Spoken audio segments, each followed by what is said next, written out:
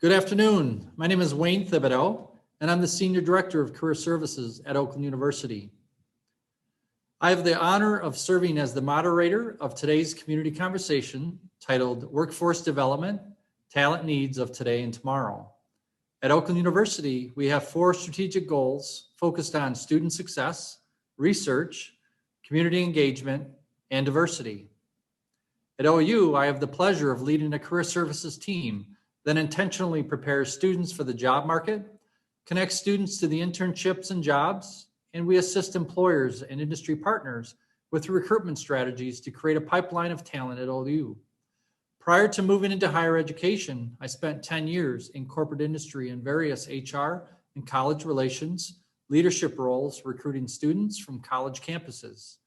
I've been at OU for 18 years in career services, leading our efforts around the career life cycle. I sit on the Oakland County Workforce Development Board, co-lead the Economic and Workforce Pillar for Oakland University and the City of Pontiac Initiative, and am an active member of the National Career Leadership Collective organization to enhance career education. The Oakland University City of Pontiac Initiative has been a strong, committed collaboration between the City of Pontiac and Oakland University. For the past 6 years, the university and city have shared a vision to improve the quality of life and opportunities for Pontiac residents. I want to thank the City of Pontiac Mayor, Dr. Deidre Waterman, and Oakland University President, Dr. Ora Peskovitz, for their visionary leadership that has sustained and advanced the collaboration.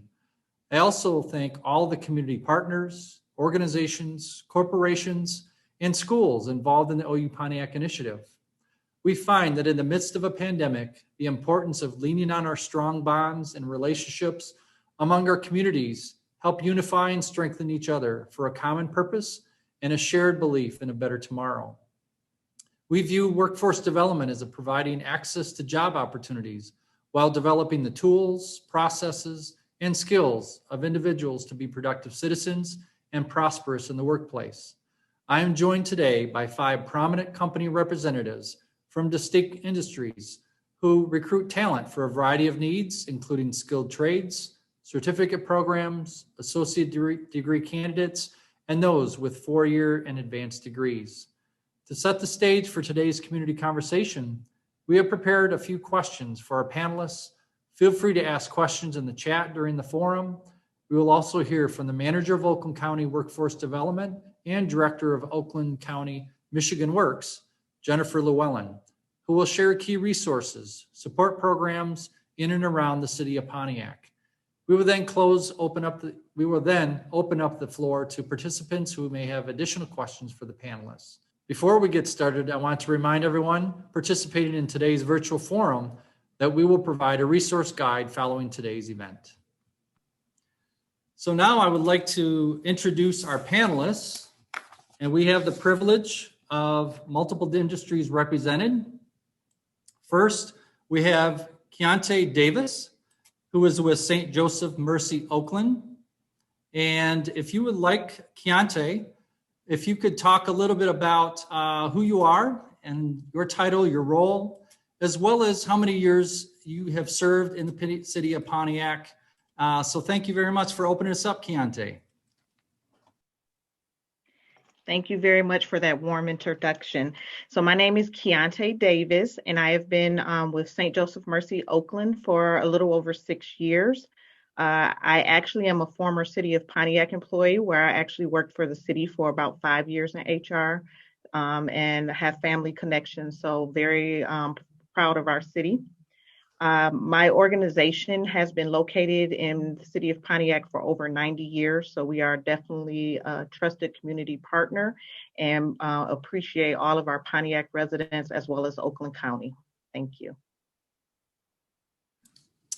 Excellent. Thank you, Keontae. Next, we have Vince DeLeonardis with AUK Construction. Thank you very much, Wayne, and we certainly appreciate being a part of this program. So my name is Vince DeLeonardis. I am CEO of AUK Construction. We've been located in Pontiac since 1985. We were founded actually in the city of Detroit in 1908. For us, we appreciate being in the city of Pontiac that the engagement with the community, the support that we've received has been outstanding. In 2018, we had a ribbon cutting for a new office building located for ourselves, located at University and Y-Track. And through that process, we worked very closely with the community. And again, we had complete support, and we were very pleased to be able to move into that downtown Loop area. Being in Pontiac, being in a great community like this, it's given us a lot of opportunities to get involved in workforce development, working with the community partners, working with the various trade unions, the school to work programs. We've been able to actually hire interns and expose them to the construction industry. So look forward to the discussion more about the things that we see in the Pontiac area. Thank you, Vince. Next, we have Chris Morris, and Chris is with Aluminum Blanking Company. Hi, everybody. I just have to make the screen a little smaller so I can see my notes there next to you. Again, my name is Chris Morris. I've been with Aluminum Blanking Company for about 6 years. We celebrated our 40th year in Pontiac in 2019. We currently have about 135 people. We're about 15 to 20 people short of our goal of having enough people to run production. So I'm not sure if I have the kind of jobs that your job seekers might be looking for. We tend to specialize more in entry-level positions that don't really require any college or maybe not even any experience at all. So we are hopefully providers of stable employment with good benefits, plenty of hours, a good safe work environment. That's all I can think of right now in a manufacturing environment. So we are just in a pandemic like we are right now, struggling terribly to have enough people to keep our doors open even. Thank you, Chris. We will certainly have time this afternoon to talk a little bit more about those specific needs and maybe the skill set that you're looking for. So thank you. Next, we have Crystal Gordon from United Wholesale Mortgage. Hello, so excited to be here with you guys. I feel like we're babies when it comes to our time in Pontiac. We've only been here, we're coming up on 3 years, which is amazing to me that the time flew so quickly, but we're excited to be here and the time here has been amazing. My name is Crystal Gordon. I've been with the company for 3.5 years. So I also haven't been with the company long. I joined shortly before we moved to Pontiac. And it was a very exciting move. I think the entire company, I can speak on behalf of them when I say our time here, our campus here is amazing, and we've loved it so far. As far as the things that we've done to partner, I think there's a ton of opportunity. I would love to find new ways to partner. We have an amazing relationship with Wayne and his team over at OU, right there in our backyard. So I love that partnership, and we've been able to benefit, I feel like, on both ends, and we're constantly looking for ways that we can continue to partner, whether it's with the city of Pontiac, with Oakland County. Right now, our sports complex is being utilized for vaccines. So again, any way that we can partner, we're always looking for new ways, and we basically have an open door policy around here when it comes to those partnerships. So excited to be here today. Thanks for having me. Thank you, Crystal. And last but not least, we have Anna Swass from Williams International.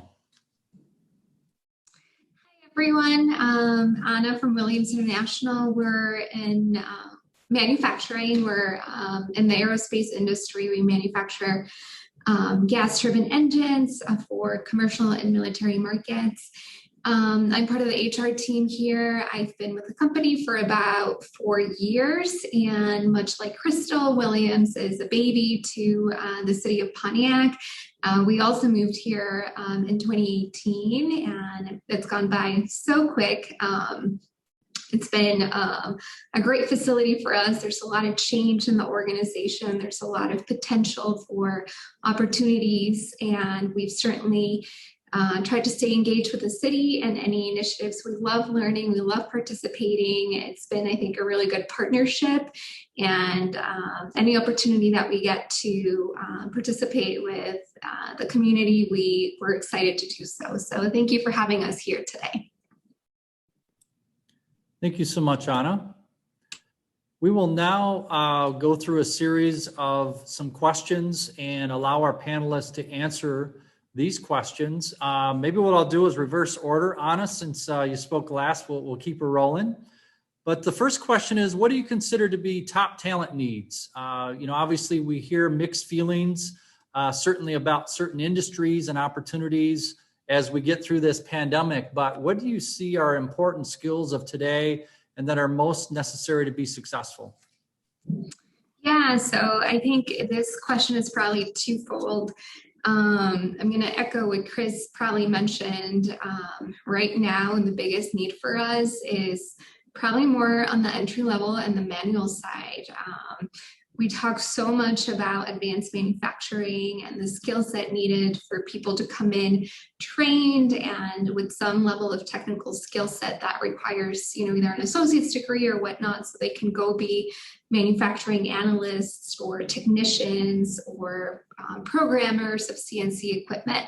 All that is vital, but I think we've lost a little bit of sight on the need for that talent that is doing hands-on work, that is doing the manual operation, whether it's bench work or assembly at an entry level, things like that. I think we need to start thinking about how do we market those jobs, because they can still be fulfilling. There's still part of a candidate pool that can have successful careers in those areas. How do we market that so that people feel like it's going to be they can thrive in those careers and eventually progress to something else, but we need to build that skill set to remain there for a few years, right? I think that's our biggest struggle right now.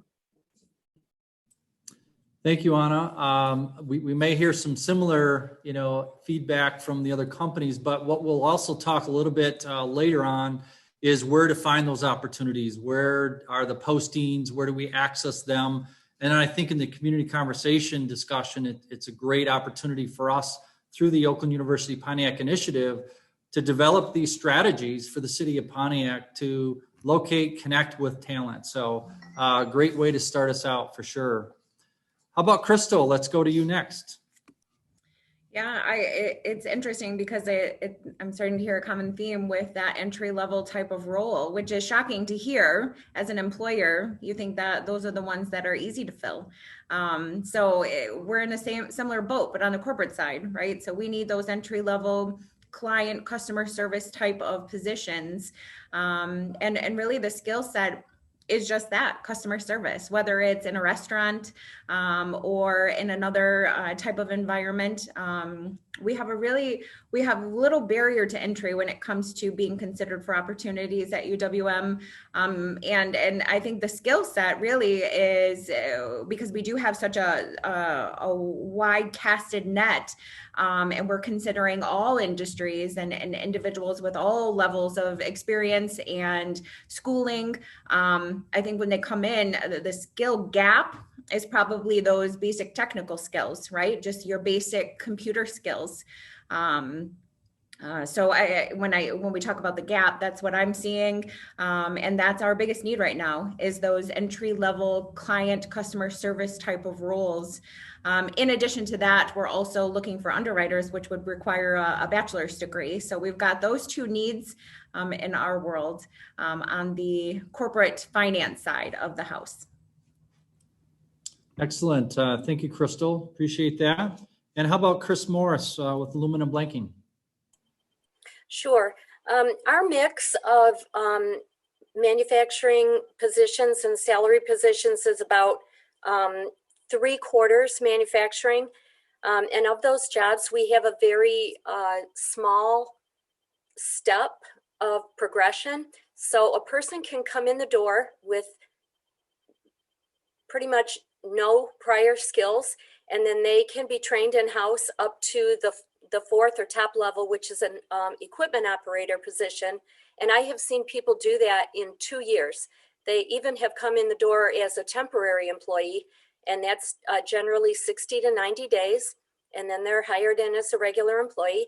We have actually 3 different shifts, because we run not all operations, but many, about 24 hours a day. So we have a variety of shifts that we hope would accommodate everyone.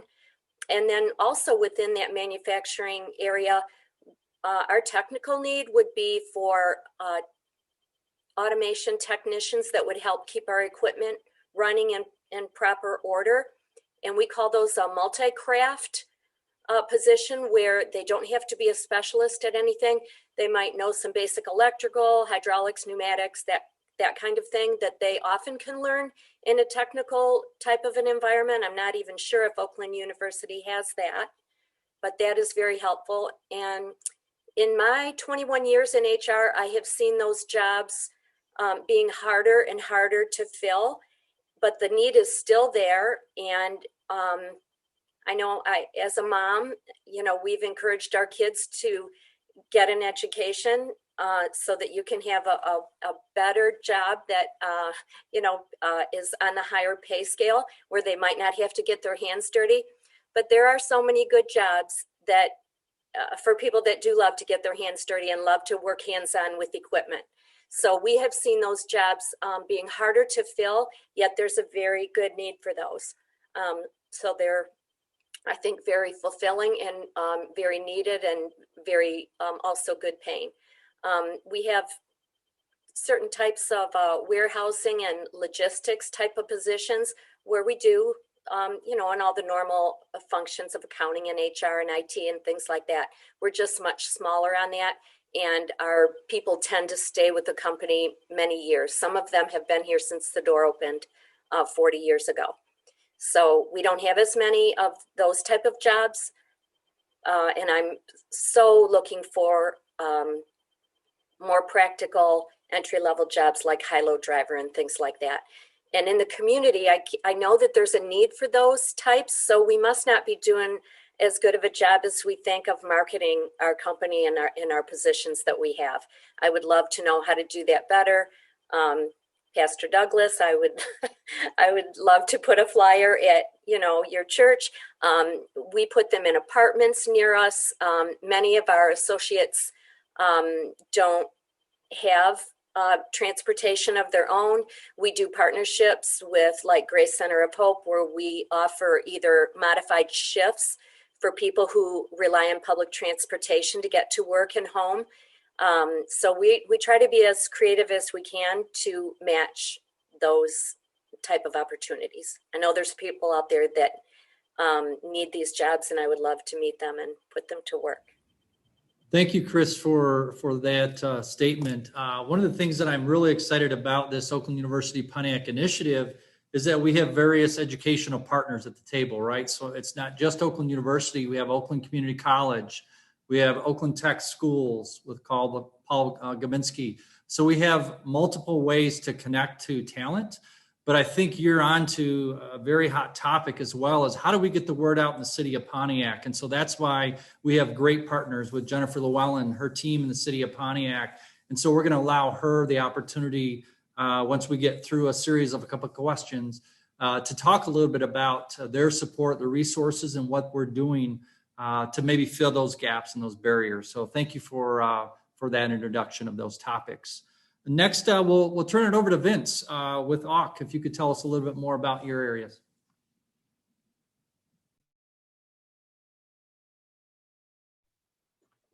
Okay, seemed like it was going to be so easy to unmute. But ALK, being located in Pontiac, we have about 120 employees currently working. And of those employees, about 10% of it is administrative type jobs, accounting, marketing, the support functions, to operate, it's probably across many businesses. Then about 50% of our workforce is actually in the field and is composed of primarily project superintendents.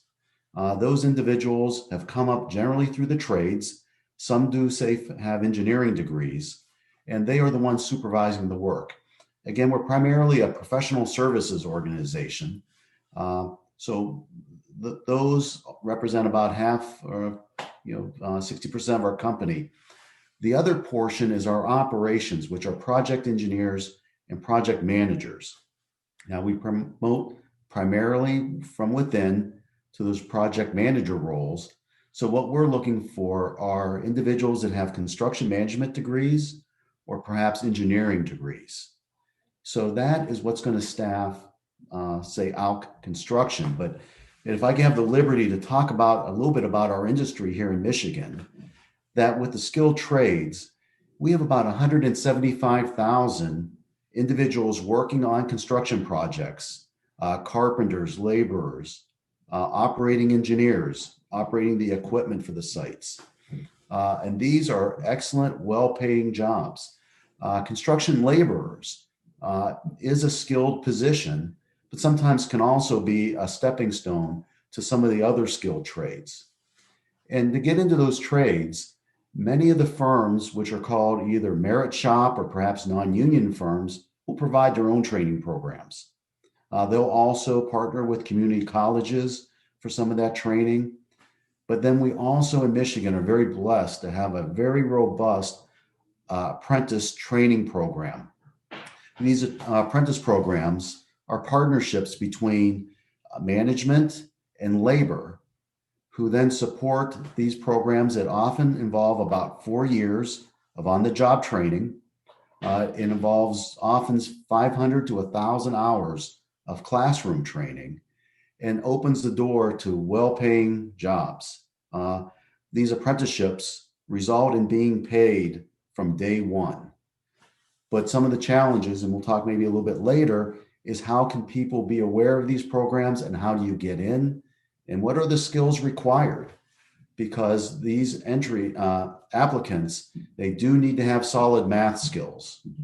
So sometimes folks will think, hey, individuals, you can just walk up to a construction site and go to work. But it is a technical skills that we need for those positions. And once in the trades and as individuals are working up, particularly to foreman positions, it often can result in six-figure salaries. So we do, and as an industry, we're really pushing the fact that these are professional careers. These are the professional trades. So right now, we're adding about 5,000 jobs a year in construction in Michigan with the natural growth, and this is over the last 10 years. But we're also faced with retirements. That represents another 4 or 5%. So another perhaps 5,000 to 7,000 jobs a year that we need to replace those retirees. So for us, it's really trying to get the word out about the quality of the jobs, the professional careers that can be developed. And we do have a severe need to get individuals into the program. So we're working very closely with our community partners and outreach programs to let people know what it takes to get into the skilled trades. So that's a real emphasis of our company right now. And it's a problem we've seen for years, and we really haven't done much about it. It's like, well, we need individuals on the job tomorrow. If we don't start this, when are we going to get them into the pipeline? So I think we're getting much more organized and focused on that. Great. Thank you, Vince. Appreciate that update from your industry. Next, I want to allow Keontae to talk about the healthcare side of the industry perspective. Thank you. So St. Joseph Mercy Oakland is a very strong supporter of Pontiac, and we recognize our civic responsibility as well as our mission to be a transforming and healing presence in our communities that we serve. So each year we designate time, energy, and community benefit dollars to programs and initiatives that deliver on that mission. And so that also helps us to work with various partners within our community to try to attract new colleagues. Being in healthcare, we are very lucky that we have jobs in just about any area that you can think of, whether it's entry level, food service, environmental service, professional entry level. So if you are interested in the radiology field, surgery field, There are certifications that you can get to work in our organization. Then, of course, you have your professional positions where you have, your traditional nursing, lab, and things of that nature. So we have jobs for any career that you can think of. And we also, because again, we're a 24-hour, 365-day-a-year organization, if you're going back to school and you want to look at a part-time job, we have part-time opportunities. If you're looking for a second job, we have contingent opportunities where you can pick up shifts here and there. We're also very lucky in that if you are maybe you're a stay-at-home mom and you want to get back into the working field, you can work midnights. I mean, you can work afternoons. We just have lots of flexibility. And of course, we also have lots of openings, as others have said. We probably have about 200, a little over 200 positions that we're recruiting for right now.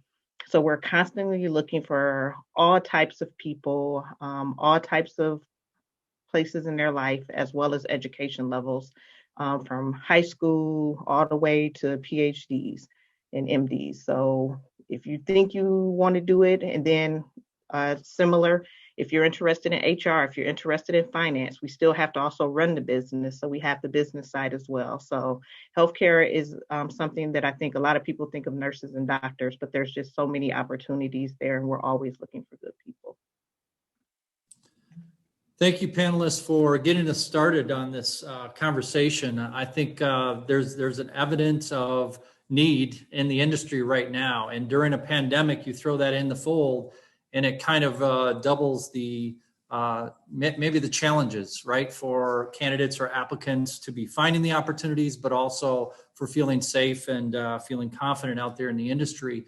But I think, I think there's a misconception that there's no jobs or there's lack of jobs. And so I think all of you have emphasized there are many needs of different caliber of opportunities. And so that's what this great career or this community conversation is about today, of opening the minds, opening the connections, whether you're an applicant still pursuing or looking for work now, or you have connections in the city of Pontiac or businesses or a variety of organizations that can help applicants find their way. That's what this conversation is about today. I'm going to just open it up a couple of other quick conversations, and then I'm going to turn the floor over to Jennifer Llewellyn, because I think that's going to be a critical connection as we talk about resources and we talk about closing the gap and making sure that our city is fully aware of the resources and ways to connect to talent and organizations. Some of you hit on this question already, but I think I want to expand it just a little bit to make sure all the industries have a voice and have a chance to respond to this. But what do you consider as some of the key skill gaps that you're finding in either applicants or in the process for recruiting talent today? I know we mentioned transportation. I believe we heard math skills. We've heard some technical challenges or gaps. But what I want to do is open it up to each of your industries and your organizations. Are there other either gaps or skills that you're finding are lacking, or we need to continue to advance to make sure these folks are ready to hit the ground running when they enter your organization? Vince, do you want to start off? I know you mentioned a couple of those, but is there anything else you want to add? Yeah, it's those foundational skills in construction. You do want those tradespeople to understand math. We want those stairs to line up, right? But also too, it's the digital literacy, the ability to use technology on the jobs. That's what's advancing, say, our industry, improving productivity. So, those basic skills, and then also just the general employment skills. The construction industry still is going to be a bit traditional in that jobs are running, say, 7 to 3:30. And you need folks on those jobs, reliably. So, the flexible workplace can be accommodated, and we've worked to help bridge that gap. But, there are still some traditional things that go with our business that just can't change, that make it, say, a bit of a challenge. So it's those employment skills, digital literacy, and the basically foundation English and math. Great, thank you. Crystal, how about where you're at UWM? Yeah, as I mentioned before, we have very little barriers to entry when it comes to considering applicants for opportunities at UWM. We have a ton of entry level. We take individuals, so we're in the mortgage industry, and I think there's a misunderstanding of, well, to be an underwriter, I must have to have some kind of experience in the mortgage industry. We teach people from the ground up. We teach them how to underwrite loans. We teach them how to process loans. We have a full 6 to 10 week training course that we'll put candidates through to get them fully ramped up to perform in some of these amazing opportunities, true careers, I think, as Vince said. So to come in, right, the barrier, there's not necessarily a barrier, but some of the things that we're looking for, because you don't have to have the mortgage experience. So we're looking for some basic computer skills, maybe even soft skills. I know we haven't talked about that yet. So your basic soft skills, that camaraderie, team building mindset, the desire to want to provide elite client service, right? So some of those soft skills are another gap for us, we're finding. But in addition to that, computer skills, everything else we teach on from all aspects, right? Even on our sales side. If you have a year of sales experience, we're going to teach you the mortgage industry. We're going to teach you everything you need to know about brokers and the government guidelines, and we're going to teach all of that. So there's minimum expectations coming in the door. So if I had to identify something specific, I would say those computer skills, the ability to navigate through complex computer systems, right? So multitasking, and you've got a Zoom up, and you've got your email, and you've got, those types of environments, because everything's done electronically. Do you have to be a whiz? No, you just have to be able to function within a computer system. And then maybe those soft skills. I would say those are our key ones. Excellent. Thank you, Crystal. How about Chris? Anything else to add? I think I have to agree with Crystal and chime in on more of the soft skills. We don't really need a lot of technical expertise at all. Possibly, like I already mentioned, on the maintenance technician side, and even those we promote from within. After people have been in the workforce and they talk about a desire to learn that side, we're happy to teach them. But definitely the soft skills, just what my mom and dad would have called common sense or common courtesy. So if you're not going to be at work, please let someone know.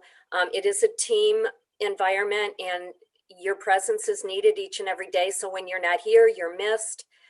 When you're not here and ready to start each time the line starts and stops for various reasons, being present, being engaged, wanting to learn, available to learn, and just offering your hands, your eyes, your ears as to be a helpful teammate in order to be willing to learn. That's really all we need. And I remember when I was coming into the workforce, it seemed to be a different kind of a place where you just were constantly looking for the opportunity to prove yourself and to even have a job at all. And it seems like we've gone at least 180 degrees on that, where we have so much opportunity and need some people that are interested and ready to try. So I hope my floodgates will be wide open after this. Great. Thank you, Chris. Just a reminder to all the participants, if you have a question at this time, if you want to put a question in the chat, we'll go ahead and collect that. And I want to get to Keontae next in terms of any skill or gaps or barriers at this time. So what we are really seeing is a skill gap in what we call our entry-level professional jobs. So like our farm techs, our phlebotomists, so all of those roles that we need to partner more with schools to bring those programs back. We saw a lot of these programs shut down.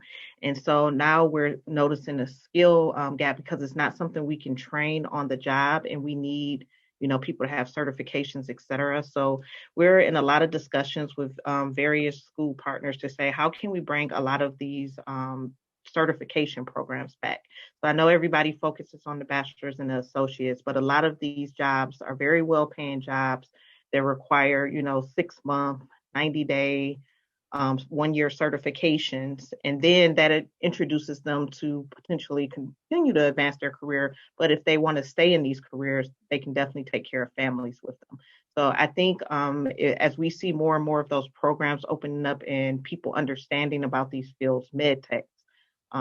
When I say for med techs, we are drowning, and that is a very well-paying job. We really just need our schools to partner with us to bring a lot of these programs back so that we can get these people employed. Excellent, thank you. And Anna, feel free to add anything else new to the discussion. Yeah, I'll focus on the manufacturing side for us. Obviously, we employ, salaried and whatnot, but manufacturing, I think, is probably the biggest struggle. I would say computer skills, just basic computer skills. And my example here is we live in a virtual world. If you want to find a job, you need to submit a resume online. And if that's the barrier to you getting employed, you might be so qualified and we want you, and we may even see it in your resume, but if we can't get you to submit an application, a quick 5-minute application, you're really limiting yourself. So convincing people that is just basic necessary, like brushing your teeth in the morning. You need to be able to navigate inside of the internet. I think we need a lot more help over on that side, whether it's organizations teaching students or not even just the people coming out of school, but the pool at large in the community of Pontiac. How do we get them access to training on basic computer skills? I would say it's a big one.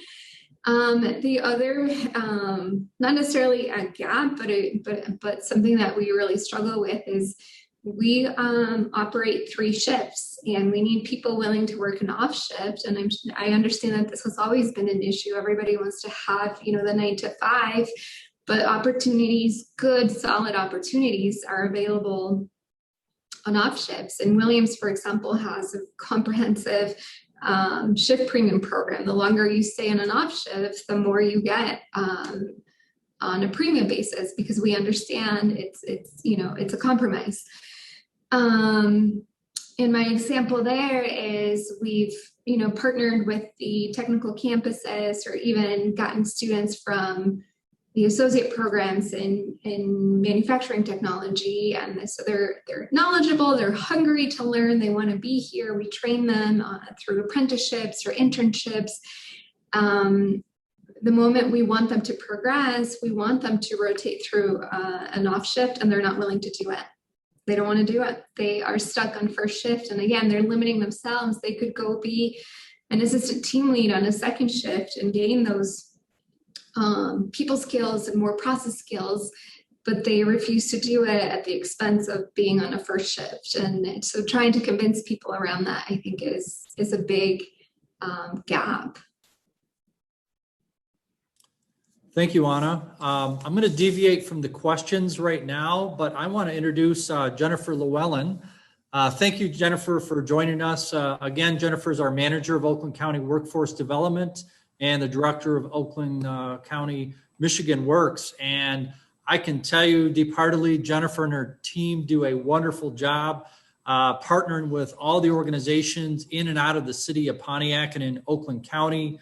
I sit on her Oakland County Workforce Development Board and hear every month all of the great support, all of the great services.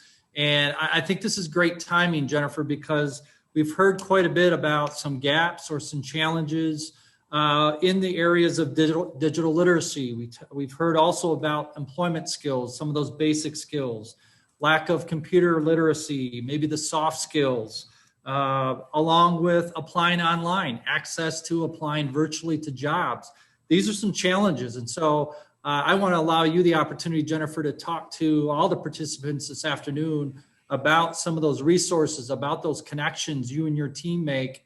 And I think this would be a great window of opportunity. So thank you for joining us. Yes, thank you, Wayne. And it's great to see so many familiar faces on the call today. And as a proud Oakland University alum, thank you for your dedication in the city of Pontiac and being a true leader. Thank you for the opportunity to be here today. It's fascinating to hear from the employer's perspective, the pain points right now, because it's not unique to the businesses on the call. I was just chatting with some colleagues today, and we were saying how in April of 2020, it was a crisis for our job seekers. We were at a 19.5% unemployment rate in Oakland County in April of 2020. And right now, the most recent data we have is February of 2021. The unemployment rate in Oakland County was back down to 3.2%. And we are back where we were pre-pandemic. So the pains that our employers are feeling now are very similar to the pains that they were feeling before COVID, of difficulty finding employees. And then it's magnified by the individuals that have dropped out of the labor force. So in Michigan, we've lost approximately 150,000 women in the labor force, a lot of that related to them being at home while their children are learning online or other circumstances. So, we're in a situation now where we've shifted from the crisis for job seekers to a crisis for our employers.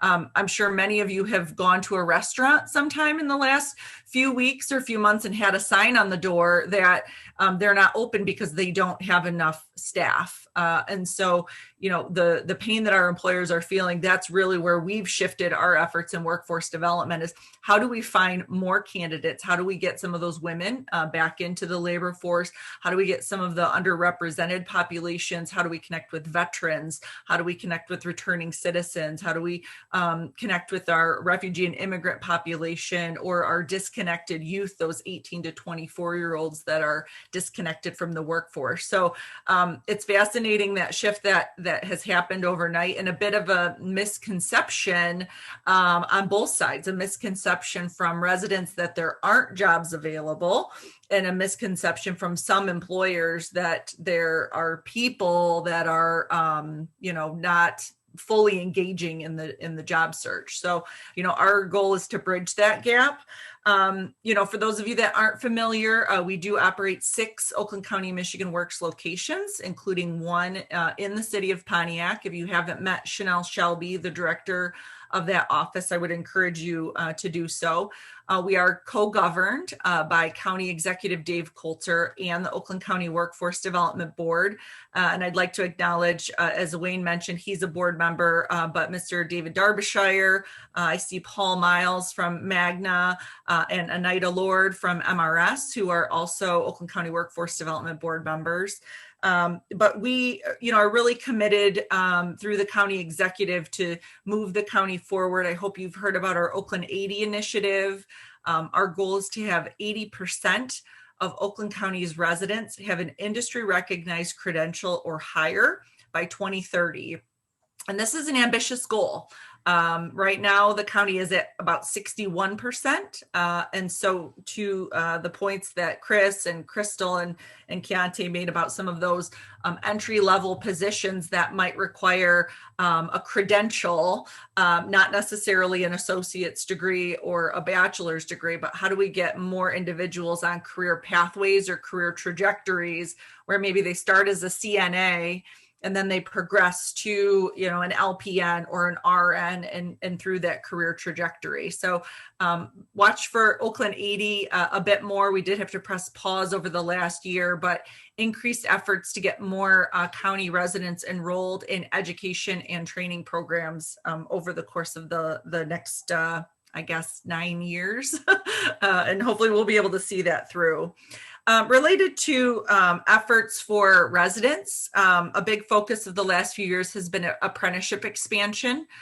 Just a few weeks ago, we were awarded a $625,000 grant, and thank you, Vince, for your letter of support. It was instrumental in helping to get that award. But that will be focused on apprenticeship expansion.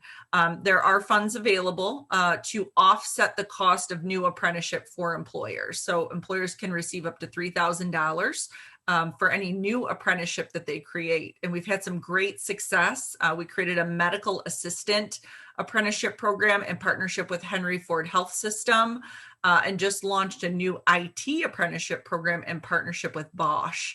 And obviously the apprenticeships that already exist that, Vince suggested around construction, but, how do we create even more apprenticeship opportunities? And our goal is 250 new apprenticeships in the next 18 months.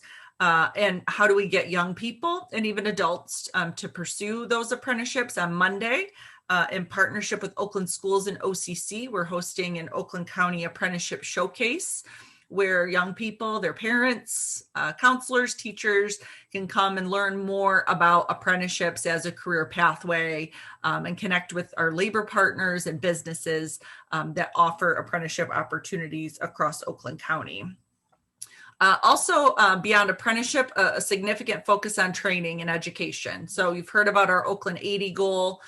This aligns with Governor Whitmer's 60 by 30 goal, and also aligns with Futures for Frontliners, which was a program available to those essential workers that worked in that key period last year, where they can receive up to an associate's degree paid for through the local community college. And Michigan Reconnect for Michiganders 25 and older that have less than an associate's degree. They can also receive tuition assistance at their local community college. So we've made a big push on those efforts. But coupled with that, Oakland County Michigan Works offers up to $4,000 for individuals who are laid off or their jobs have been impacted by COVID, to go back to school and earn some of those industry recognized credentials. So I just read a success story today of a young man laid off from entry-level position. We provided funding for him to go to truck driving school. He's now earning $21 an hour as a truck driver. Read another success story from a woman, a professional woman who was laid off after 30 years at General Motors, thought this was the end of her career. We funded her to go back and obtain her PMP certification, and she was picked up by a tier 1 supplier and back in the labor force after a year out of work. So, offsetting those costs and helping people become competitive in the workforce is a key focus for us. For employers, just yesterday, I hosted a virtual job fair. I think some of the United Wholesale UWM was one of our employers that participated. We've done a lot of work with aluminum blanking as well. So we had over 50 employers participate. I think it was 55 companies.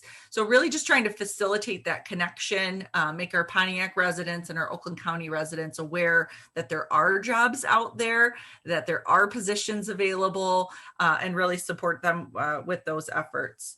And last, I'd like to address the soft skills and digital literacy piece. This is a big challenge. Last year, we purchased a online soft skills training program, and we're actually incentivizing our youth participants to participate in those online soft skill software training programs. So they can earn $50 by participating in a series of online programs where they learn about, as Chris said, I think the common sense, the problem solving, communication, written communication, oral communication, time management. And it's been an effective program for us to connect with that population in particular, especially in a virtual format. So all of our youth participants that are participating in paid internships, training programs, apprenticeship programs, that is built into their program participation in an effort to improve those soft skills based on feedback from employers. In addition, on the digital literacy, it's a challenge right now because so many physical locations are closed, but working closely with the Oakland Literacy Council on their digital literacy efforts, Oakland Community College just developed a pre-apprenticeship program. So I'd like to give a plug for that program. We're looking for students to participate that covers both soft skills and pre-apprenticeship skills. And we're also working with them on a digital literacy curriculum that we can offer more broadly across the county. So we hear you. This is turning around the Titanic in many ways. But I feel confident, we're making a difference one person and one business at a time. And I've probably talked too long, but it's just so exciting. And there's so many great things happening that just love this work. So thank you for the opportunity to be here today, Wayne.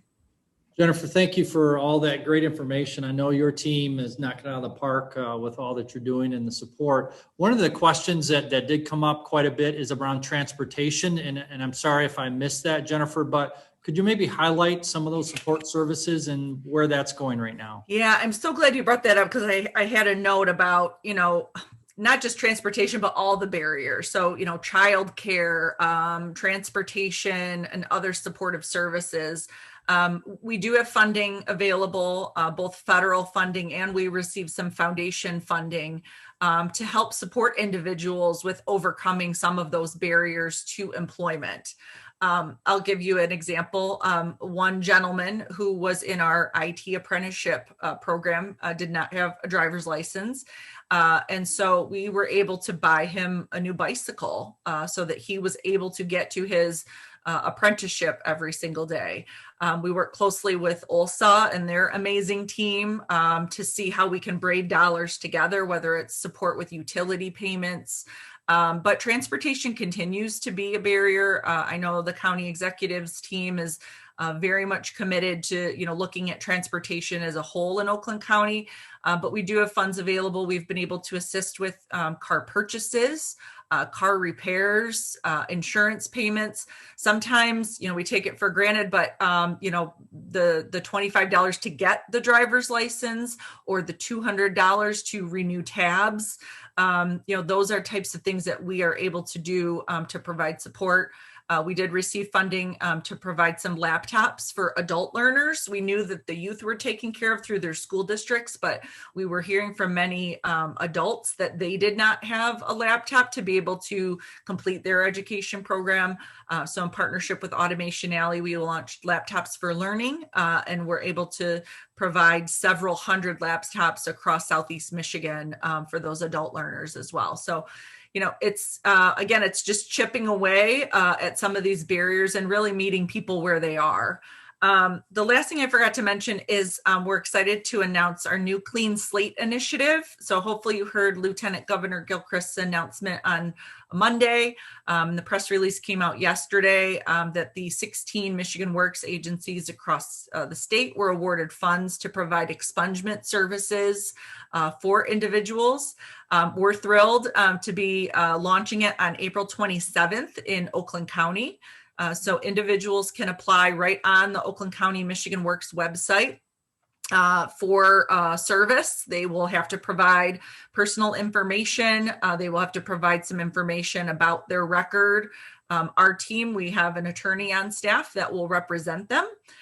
We will do their background checks and let them know if they meet the qualifications for expungement services. The information will be available on the website very soon. It's not up yet, but keep watching.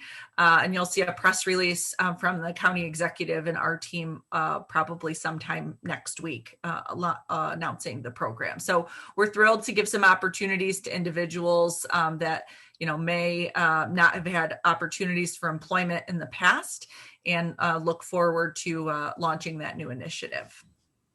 Excellent. Thank you once again, Jennifer, for all that great information. I'm so glad you mentioned the gaps in technology. You think about laptops for college students or high school students who are trying to manage at home with brothers and sisters and moms and dads, who are working from home, who are taking all the internet storage. And so we, even at Oakland University, have not only provided laptops to a lot of students, but also hotspots for access to internet. And I know that's been a big gap and a challenge in the city of Pontiac. So I appreciate all that you and your team are doing to connect technology as well. I did want to go ahead and field a question in the chat. Thank you, David Derbyshire. This is a very good question. I'm going to open it up to our panelists.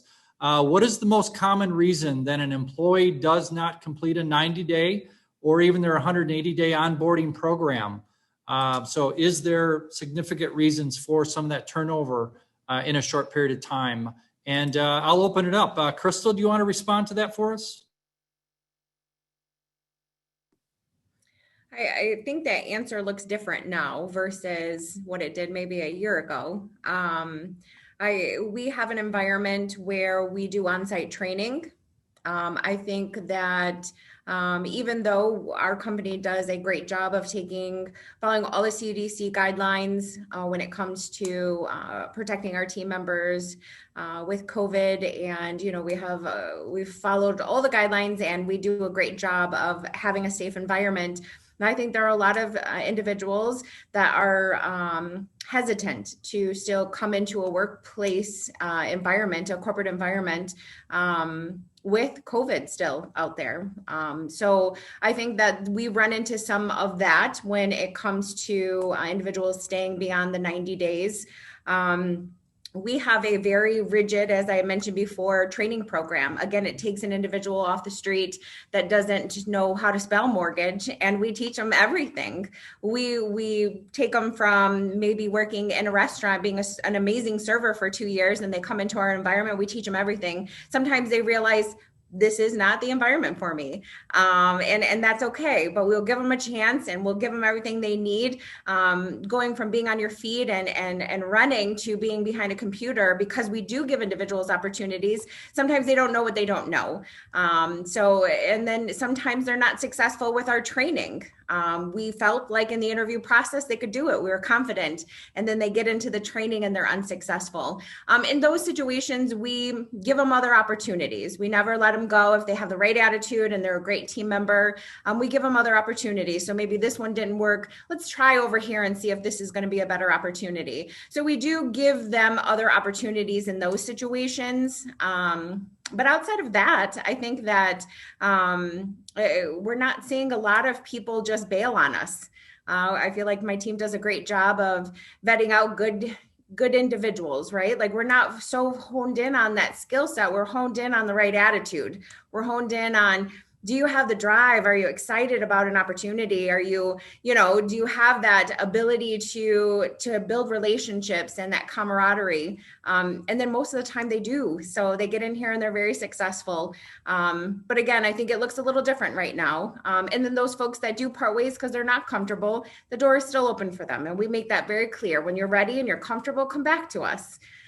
So it's interesting right now, but we don't have a lot of turnover. They get in here, they're successful. We give them an opportunity. Even if we did place them in the wrong role, we'll find something else for them. So we haven't had a lot of turnover, especially in the last 12 months. Thank you very much, Crystal. How about Chris? If you could talk a little bit about any most common reasons you're seeing turnover, not completing 90 or 180 days on the front end. For us, it's so basic. It's attendance. We get into a bit of a vicious circle where the smaller and shrunken our workforce is, then those that are still in the workforce are being asked to work more overtime. And of course, in the pandemic, it's that same thing, the fear, the children at home, everyone's trying to share duties at home with children and that sort of thing. So it's definitely attendance. And we try to be very understanding. And when I was saying that, I hate to say the word common sense, but common courtesy, where you talk and speak up. If you have a problem at home, if you have a problem with your transportation, or if you have, we still have lives. We have people that are sick in our midst. We have death and having to go out of town and all these normal human interactions that have to occur, whether we're in a pandemic or not.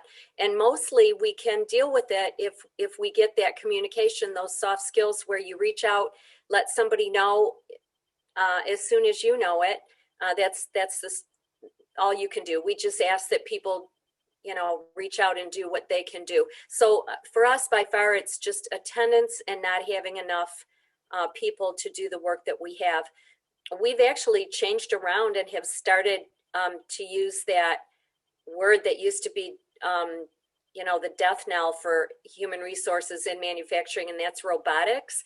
And robotics are a very expensive solution, but we have actually started to implement that in our workplace because we don't have enough people. And so we can't do that fast enough. It takes time, it takes capital.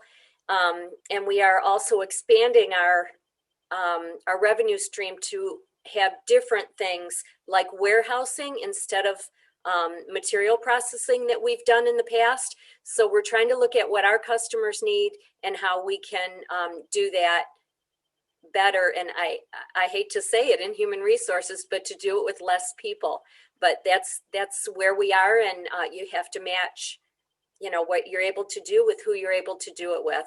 So that's, for us, that's still a challenge, and I think it's going to be for a while. Great. Thank you, Chris. Keontae, how about in healthcare?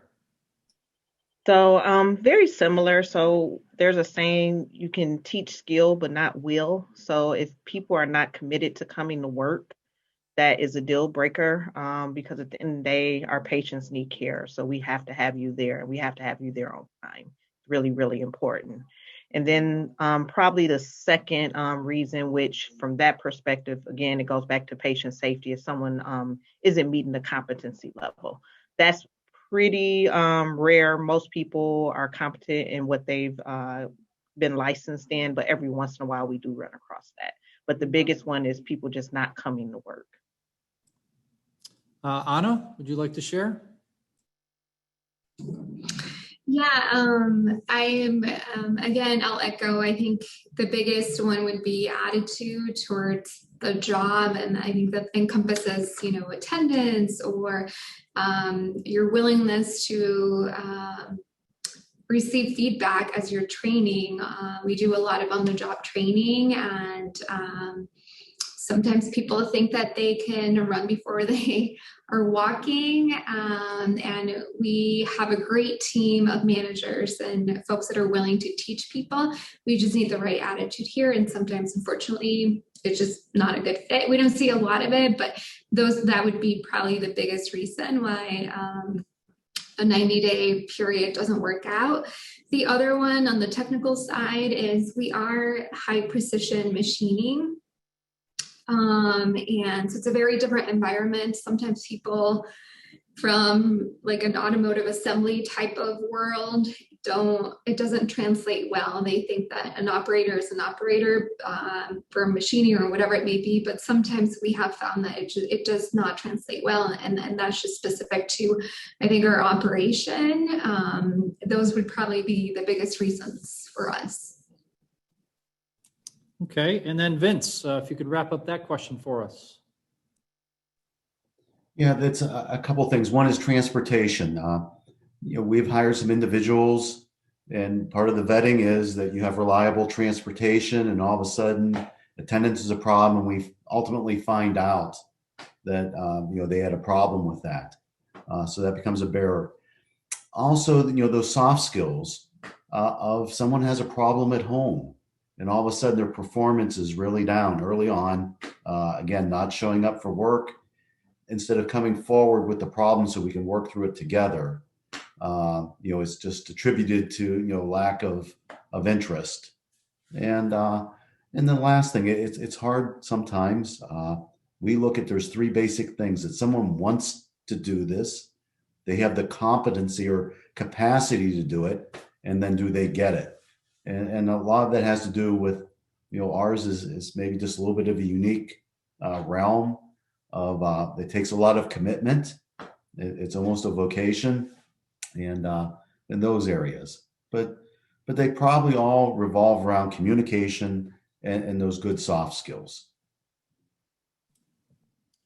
Excellent. Two quick comments that I wanted to bring into the discussion from Rosie. A reminder that this Pontiac Public Library does provide computer services.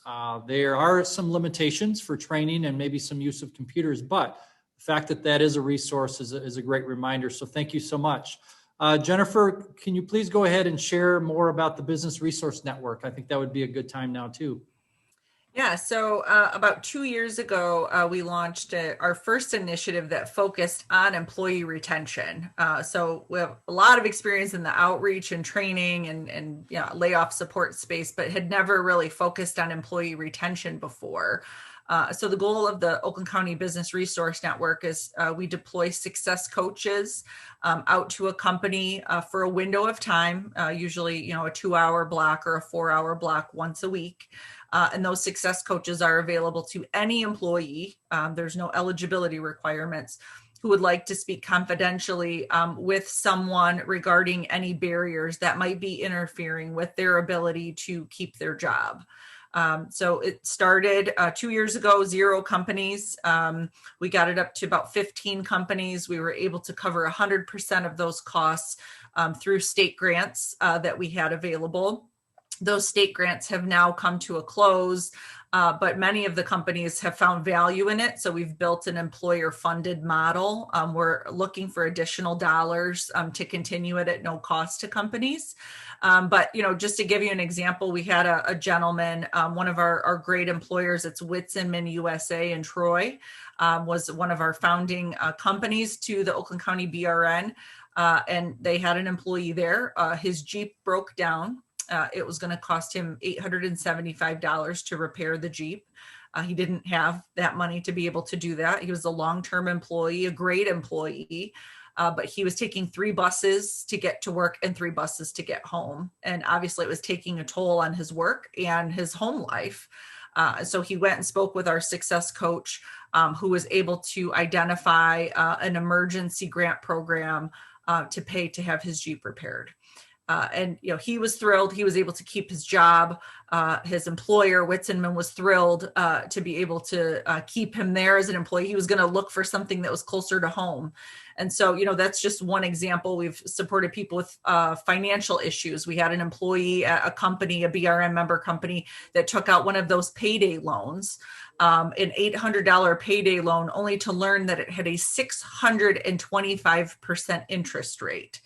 Our success coach was able to work with the Attorney General's office to get that waived and get the loan canceled for that employee. So it's a confidential resource. People are often sometimes intimidated to go to their boss or to human resources with those types of issues. So if you're interested in more information about that program that focuses on employee retention, let us know. Great update. Thank you so much, Jennifer. Carlton Jones has the next question, and thank you for this question, Carlton. I think it's an important one. We've heard quite a bit this afternoon about entry-level jobs, jobs that don't require degrees, don't require a certification even. And so the question for the panelists might be, how readily available are some of these entry-level jobs for our high school students and high school graduates? And I'm going to let you think on that. And before you answer the question, I want to introduce, there's a PK through 16 education pillar in the OU Pontiac initiative. And I can see, based on who's in the audience, there's a lot of participants who are either part of the PK through 16 pillar, or they have an impact in the lives of our K through 12 system and PK through 16 system. And so I think this is a very valid question about how do we get these high school students connected to entry-level opportunities with your organization. So I might just open it up. Chris, would you mind starting that response for us about high school graduates connecting to your opportunities? I would love to start with that. We have a couple of different ways. The very easiest way is to come to our Guard Shack, which we're located right near the corner of Walton and Baldwin. I don't know who's familiar with the Rocket Restaurant Diner. We are located on Sheffield, right down the street from the Rocket. And if you drive down that street, you will have no way of avoiding our property. We're right at the end of that in a cul-de-sac. And Monday through Friday, at least, a person can come and get a paper application. They can take it home with them and bring it back and fill it out. We also have a website, and there's a link on the website. Just search for Aluminum Blanking Company in Pontiac, and you'll see our website. It tells quite a bit about some pictures of the the shop and what kind of jobs that we have on there. It talks about, I can think of at least 4 entry-level positions that we have, and the rates for them and all of the different, just like Anna said, we have shift premiums depending on that. And then we have an email. It's pretty simple. It's hrstaff@albl.com. And if they would like to reach out to us in any of those 3 ways, we would be getting back with them right away. We have a nice recruiter named Caitlin Schuster, and she will get back with them post-haste. Chris, thank you so much for sharing the fact that you can also pick up paper applications. You know, in the challenges of COVID and during this pandemic, we have families in the city of Pontiac who may need that hard copy. And so thank you for reducing that barrier. But I will share with everyone participating in this call, we are actually going to provide, as part of the resource, a summary to everyone that's participating on what they mentioned, the email, and their links to all their jobs on their job posting site with all of the 5 companies. So that's going to be part of the follow-up resource that our team and our committee is putting together for you. So thank you for sharing that. Next, Crystal, if you could maybe talk about that high school candidate that's coming, they're graduating, and how do they connect? Yeah. Our minimum positions, or our entry-level positions, they've got a minimum requirement of about a year of customer service. And then so have these individuals had an opportunity to even get a year in? Maybe in some cases, maybe not. So in those cases, absolutely, we would consider them. We have a few individuals that worked all through high school, and they are not even 18 by the time they graduate. So we had to get a work authorization for them. So our door is open for individuals just graduating high school. And I do, with that year of minimum experience, does create a barrier, obviously, for some individuals that never had an opportunity to work a job. We're actually partnering with a foster care organization that we're going to potentially do we haven't even come up with a name with it. I keep calling it a co-op of some sort, where we would have the on-site, I guess you could almost call it an apprenticeship, where we do the on-site training, right? Because again, we have this extensive training program. So if you have the right aptitude and we show you everything, do you have to be, you know, a certain age or so far out of high school to be able to pick up on this? The answer is no. So we want to test this out and see if this could be something that we could open up beyond these foster children that are aging out of the system. Because if we can train them up, they have the right aptitude. Maybe they don't need that year of experience. So we're pretty excited about that. So I guess you could look at it with that year of experience. Again, it could be McDonald's, it could be volunteer work even we will take into consideration. But we are looking for some level of customer service experience, at least a year. But hopefully this new program that we're working on will open up some more doors in the future. So Crystal, just to clarify, could this 1-year experience be accumulated from high school students who may be working part-time jobs, their junior, senior year in McDonald's or customer service? Does that apply to that 1 year? Yes, absolutely. Okay. Excellent. Let's move on to Vince. Would you like to answer that question, Vince? Yes, that's for students coming right out of high school. Ideally, we've reached out to the middle school students so that maybe they're taking some classes that prepare them in high school for, say, the skilled trades. But information is available, and we've shared with Wayne the websites, but some of them are pretty simple. It's constructioncareersmi.com. So that's constructioncareersmi.com. michiganconstruction.com is this second website, and Must Careers, MUST careers.org. That organization is management and unions serving together. And all 3 of these sites will provide information on apprenticeship programs where high school students can apply directly and meeting certain qualification, testing, and entry, which is basically a matter of timing and having those skills out of high school in math and English, pass those exams, they could potentially get into those programs. So those websites will provide excellent information on those apprenticeship opportunities.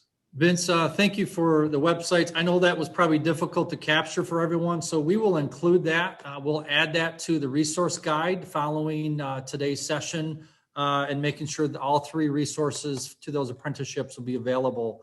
And the next 3 panelists, if you could also indicate if there's summer employment along with that for these high school students. So Keontae, if you could share next, please.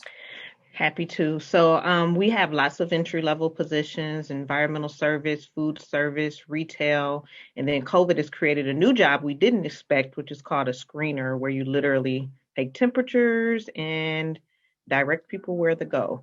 Those are all considered entry-level in high school, GED equivalent. That being said, you must be 18 to work at our organization. As it relates to opportunities for high school students, those are usually done through partnerships that we have, maybe through the county and or Michigan Works, and then we're kind of like a employer through them. So we do some high schools, but it's usually through a program through one of those organizations, not direct hire. Great, thank you. And then Anna. Yeah, so a few things here. We do need them to be 18 years old in order to work in our shop floor. They can always send a resume to the email address hr@williams-int.com. I'm happy to review the resume and provide some feedback. We are kind of ramping up an apprenticeship program. We have had 4 students go through that already in the last year and a half. That recruitment for that usually opens up in August or September, and it would be posted on our careers page on our website. That's to go into machining, a machining apprenticeship. So that's an option. And then other than that, we have also brought students in kind of like an internship basis. So if they're still in school, we'll work with them on a schedule so that they can be here, and it won't interfere with their schooling as long as they are 18 years old. So technical campuses and my 5th-year programs, send them my way. We are happy to engage with them. And like I said, we have different venues, whether they pursue an internship program or whether we think they would be a good fit for the apprenticeship program. We do have those options. If they've graduated, they have a GED, and they want to apply to positions off our website, they need to be available to work a full-time schedule when they apply. And then the last question I see right here from the chat, again, Carlton, are the employers willing to consider pre-workforce training programs in Pontiac, like the TZC program? Anyone, any of the panelists want to respond there? Tell you, if I could just for a second, maybe talk a little bit, give a call out to Carlton and the Talent Development Coalition program that is operating in Pontiac, where we've brought together program partners like Oakland University, Michigan Works, Literacy Council. I'm going to leave some people off, so I apologize. But then also industry partners. So looking at, for right now, we're focused on construction. I know Carlton's looking to open it up to other industries. But what we have is an 8-week program that includes employment skills, soft skills training.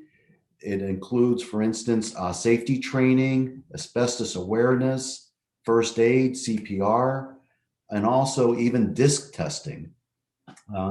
And then 4 weeks, 2 days a week of job shadowing with an industry partner. And that's looking very successful. That one is showing students, we're looking at 18 to 24-year-olds, that are showing the interest of industry to help support them, showing them that people care, and then also having just outstanding support through the program sponsors, through Oakland University, providing that education. And, we're seeing some eyes wide open and looking for opportunities. The industry partners are ecstatic. They're being exposed to students that really want to start their careers. And it's all kind of pre-employment training, but it's looking very, very powerful. And we're hoping very successful and scalable to say other industries and get more students involved. So, we're very proud to be partnering with Carleton and Ricky Bradford and those other partners in this program.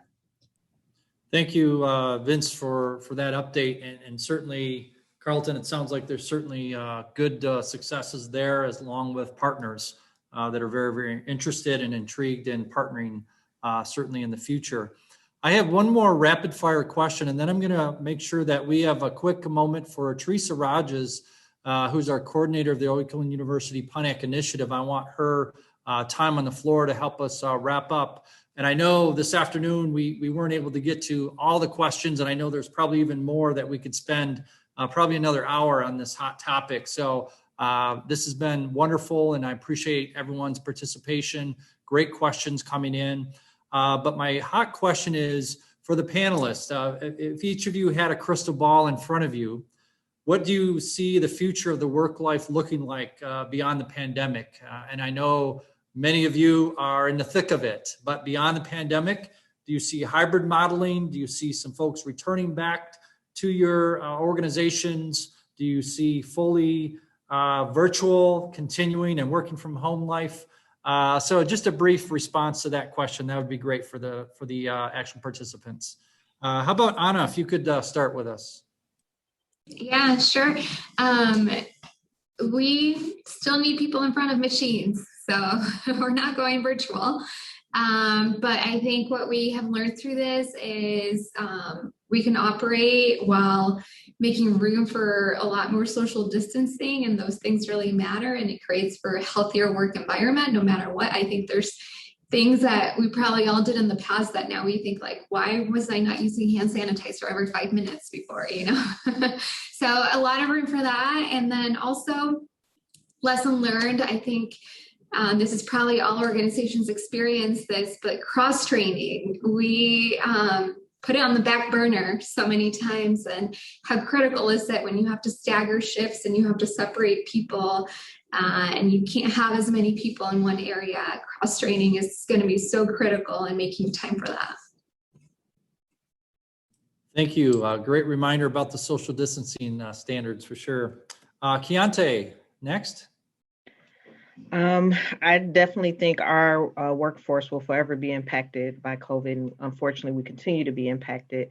I definitely think for those positions that we were able to allow to work from home, we will definitely see a hybrid model going forward. I think companies are reassessing because we always had space and real estate issues. So I think this has shown that we can do this work and think out the box and do it differently.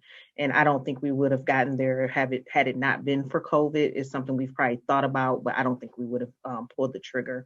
But again, for our patient care positions and things that have to be at the hospital, other than hopefully getting some relief, that is probably going to pretty much stay the same. Okay, and Chris, next. I feel like there's some good things that came out of COVID. I've long been a proponent of people telecommuting. We talked about bringing more women into the workforce, and for some reason, it seems like women are more needing of that type of flexibility because they tend to be a lot of, primary caregivers of children at home. So it has very much proven that not only can it be done, but you can be more efficient by working not inside the office. So that's the one bright spot that I feel like I've seen. We've all gotten pretty good at doing Zoom, and we don't have to spend a lot of money on travel and time to be, going away from the office. We proved tonight how we can be so efficient and exchanging of ideas and seeing each other and remembering each other and collaborating. So I see those as positive bright spots. And although it sometimes feels right now that our economy has kind of a lid on it, and many companies are not producing and doing what they need to do, I feel like when it opens up, it's going to be like turning on the faucet or turning on the light switch. They're going to want the light and the water to come running right now. So it goes down slowly and it stays down. But when it's time to turn it on, baby, they're going to want to turn it on. So we want to be ready for that. So Mr. Jones, I don't know about those programs that you're talking about, but I'd sure love to hear about it. I will get in touch with you. I would like to participate. Even if it's not a good model for our company, we always encourage our HR staff to go help and learn and talk with students, doing mock interviews or whatever it is that takes them to the next level to be a participant in Michigan's economy. Thank you, Chris. I can actually connect you to Carlton. He's on our committee, workforce development here with the Oakland University Pontiac Initiative. So thank you. And I love the analogy, by the way, that's awesome. Crystal, if you could share. Our goal after, it's safe to come back to the building, our goal is to bring everybody back together on our campus here in Pontiac.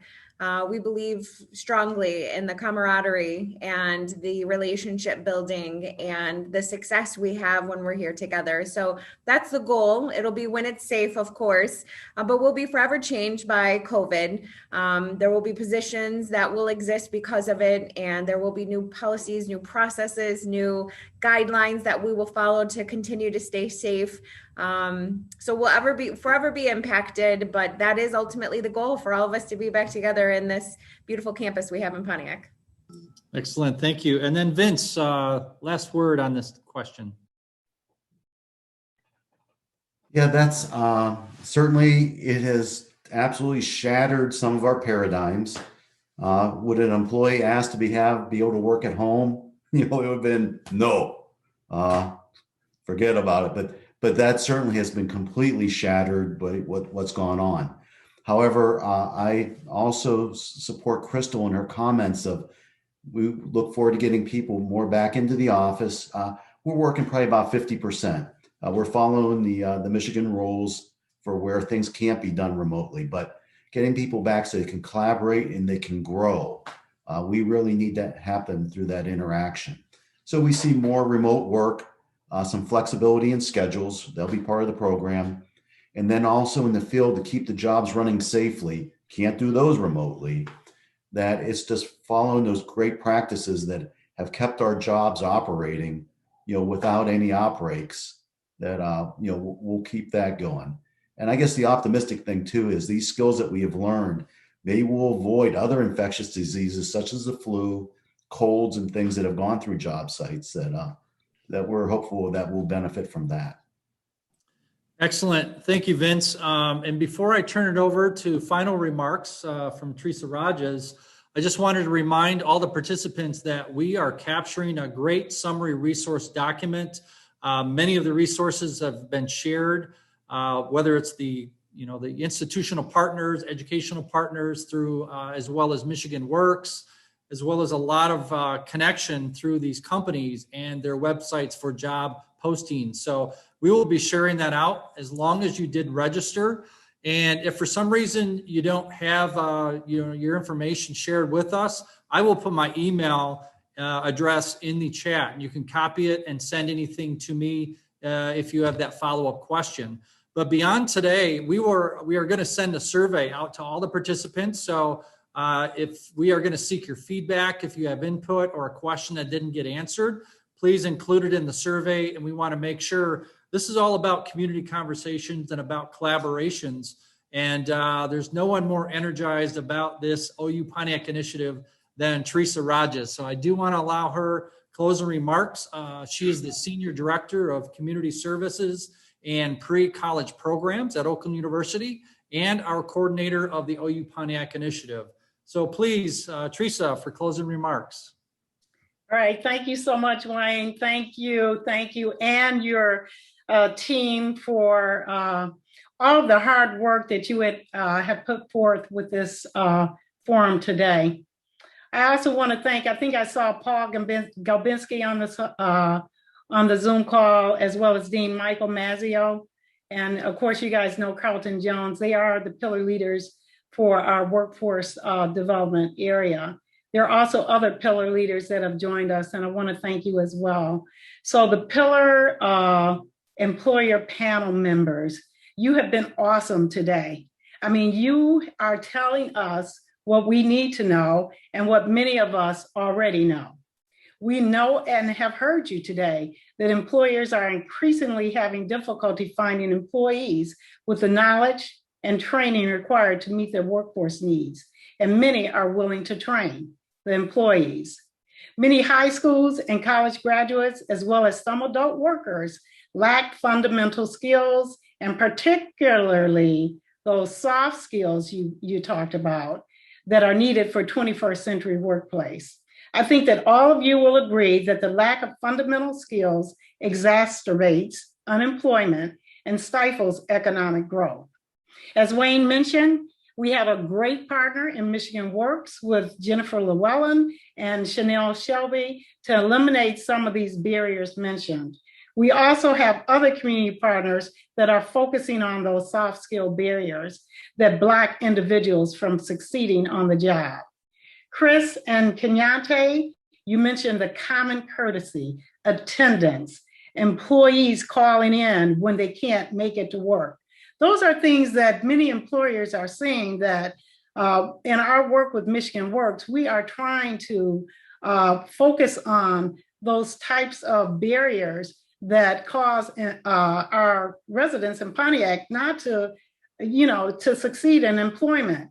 And so we have heard you loud and clear. And I know some of our community partners that I keep looking to the right and left on my phone and other computers, that they're just chiming in saying that we're hearing them. We want to work. We want to go to work. We want to make sure that, especially our students coming out of high school are prepared to take advantage of those jobs.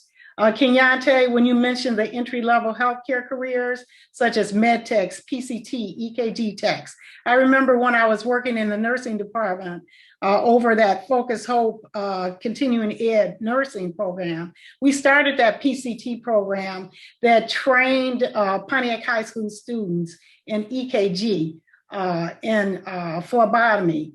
And we're looking at other program. So I can't wait to meet with Kelly Williams and our PK through 16 education pillar, including John Margin Lays and others, to let them know about you're still interested in hiring students from Pontiac to fulfill those jobs. And then in working with Vince, that awesome, and Carlton, that awesome apprenticeship program.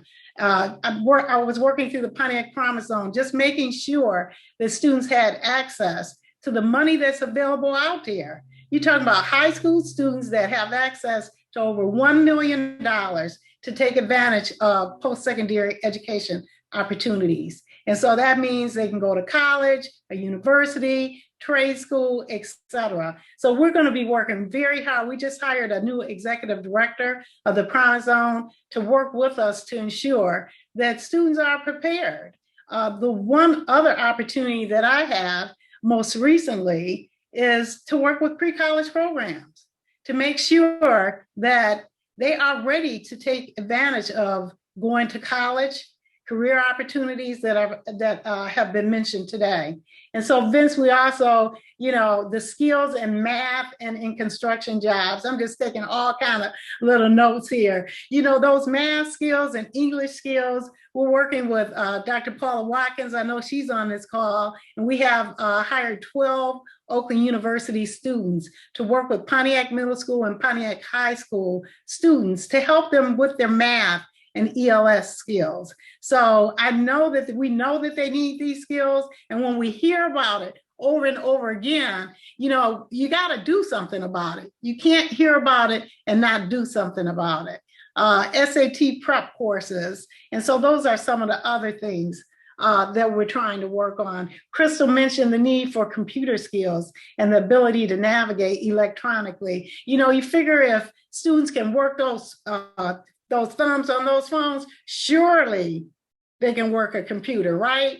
And so oftentimes it's just a matter of engaging our young people, to let them know that these jobs are available out there and they pay good money. I keep hearing Kenyante say how much money they can make in these jobs, and then Vince, the astronomical amount of money that they can make in construction. I think we got to do a better job as leaders to train our students up so that they can take advantage of this. So, you know, I mentioned OU Pontiac Initiative, pre-college programs, working with, you know, Cyber Ed and other community partners. And I'm hoping that other partners that are on this phone, that on this Zoom call, that have, you know, the ability to work with the OU Pontiac Initiative in preparing our residents, our students particularly, for 21st century jobs, will come to the table with us so that we can make a huge difference and fill some of these education gaps. So I can say again that we heard our employers loud and clear, right? We did, all these people that I know on this phone. So I can say from here, Wayne, through our workforce development pillar, we will be following up with the employers to see how can we partner better to get you qualified individuals that can come and work, you know, at your sites, at your companies, and that we can produce some good, you know, employees for you with however we can work with you. So once again, just on behalf of Oakland University, the OU Pontiac Initiative, and all of the other organizations that we're affiliated with on this call, you know what, employers, we can't thank you for voicing what your needs are. And I think that we are here to work with you. You know, Vince talked about that apprenticeship program and just a partnership with Jennifer and Chanel, and that, you know, that beginning piece of getting, you know, our residents ready for you. Those soft skills, those wraparound skills, making sure they have transportation. We hear you loud and clear. That's needed before they even apply for your jobs, right? Because if they don't have those barriers taken care of, when they come to work for you, they're not going to be there very long. So once again, I can say we hear you loud and clear. We're going to continue to work through our workforce development pillar, and especially through our PK through 16 education pillar, to work with Kelly to ensure that some of those students are just introduced to the careers that are out there. A lot of times, you know, students don't know what they want until they set foot on Oakland University, or until they set foot into the hospitals and on your construction sites. And then they say, oh my God, I finally found a career. And we know through opportunities like the Pontiac Promise Zone, the tuition is taken care of. For Pontiac students coming out through that Pontiac School District, they can get $6,000 for training. So our community partners out there, if there's training out there that you need for certified programs through the state or what have you, please connect with me for the Pontiac Promise Zone. We're here to work with you, and we're definitely going to be in those schools this summer or this fall. You know, virtually this summer we're doing some things, but definitely this fall to ensure that you have the employees that you need to be successful in Pontiac. So I'm going to turn it back over to Wayne Thibodeau. Wayne, thanks again for all of your hard work. We really appreciate you and what you bring to the table. Thank you. Thank you very much, Teresa, and all your support. Thank you to the panelists. Please just give a virtual round of applause to all the panelists. We greatly appreciate you and your partnerships, and we look forward to working with you. Again, you'll not only receive the resource guide, we did record the session, and I also provided a link to the OU Pontiac Initiative. So everyone, have a great evening, and thank you all for your participation. Thank you. It's nice meeting you all. Good night. Thank you.